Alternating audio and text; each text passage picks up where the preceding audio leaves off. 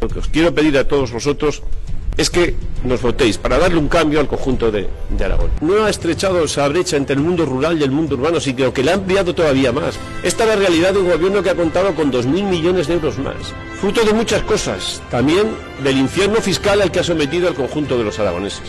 Si es que en Aragón morirse es pagar un precio elevadísimo, porque somos la segunda comunidad de España donde más impuestos se pagan, donde más se grava a las clases medias, en ese infierno fiscal que tenemos. El voto seguro para que no gobierne Javier Lambán y sus pseudo socios de Podemos no es votar a Ciudadanos, es votar al Partido Popular.